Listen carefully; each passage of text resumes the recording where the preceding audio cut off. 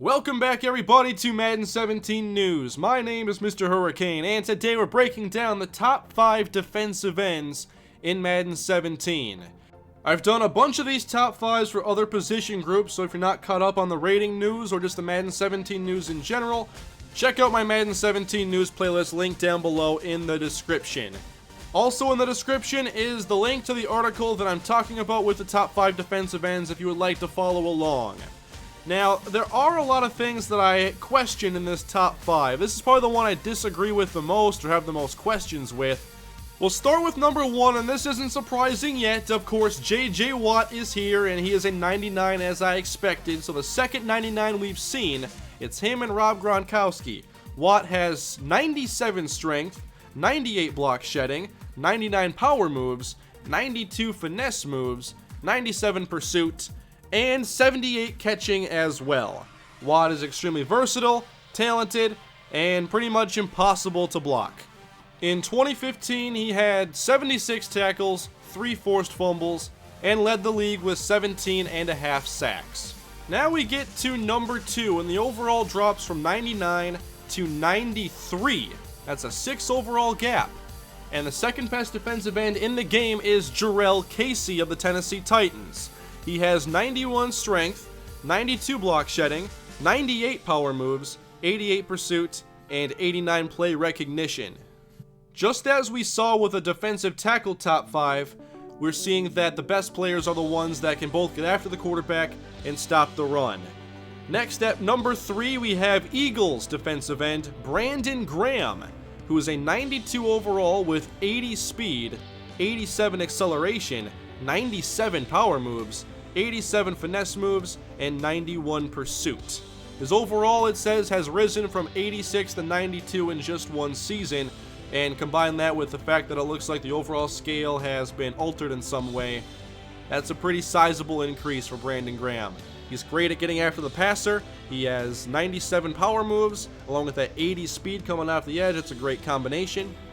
I do wonder what his block shedding is at, but at the least he's a versatile defensive end who can rush with both power and finesse and has some speed to his game with really good acceleration. Last year, Graham had his career high in sacks with 6.5. He also had 51 tackles and 3 forced fumbles. Of course, you can't just look at sacks to determine how productive a pass rusher is. A lot of these guys get many hurries and hits, but just don't get the sacks. And then a lot of players do get year in and year out a lot of sacks. But these pass rushers still get paid a lot of money for a reason. And let's go to number 4. We have Packers defensive end Mike Daniels, who is a 92 overall as well. He has 75 speed, 88 strength, 96 finesse moves, 93 block shedding, and 86 pursuit. So we have a really interesting setup here for a 3-4 end. He has 75 speed, which is really good for a 3-4 end. Then he wins with his finesse, not his power, but still has good block shedding to play against the run as well.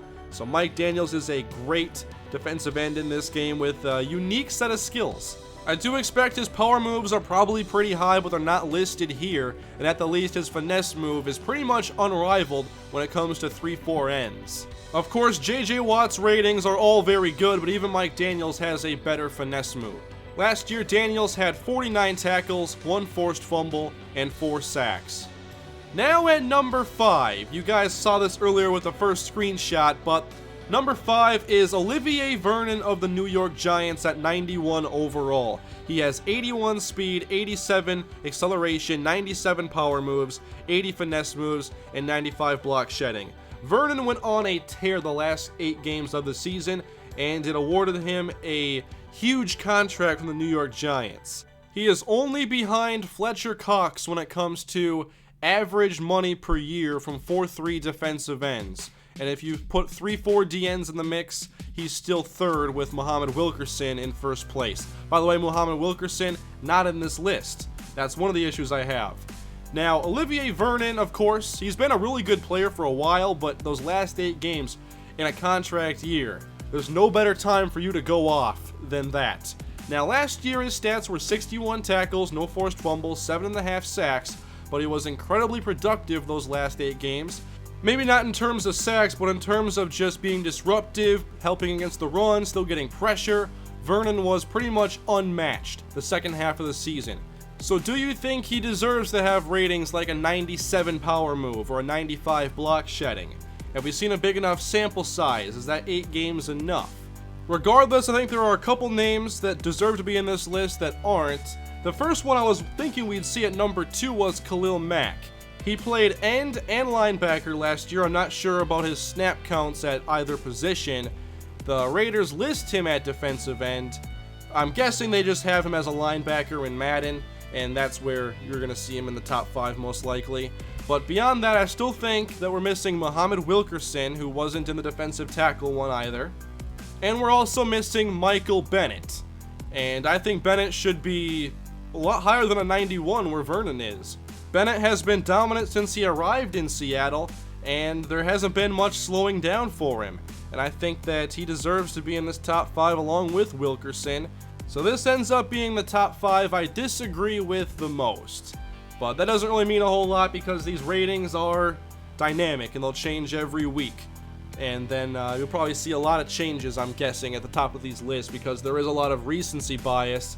And not all of it is able to hold up from one year to another or one team to another. Most players we see in these top 5s don't change teams. So I'm definitely looking forward to see how Olivier Vernon plays this year and if he can match the insanely high expectations that he's going to have. Are there any other players you think could be in this top 5 or should be? The sack leaders last year were JJ Watt, then Khalil Mack, Ezekiel Ansah, Carlos Dunlap, Chandler Jones, then you get to Muhammad Wilkerson, and the list goes on. But what do you guys think? Let me know down below in the comment section. That's it for today's top 5.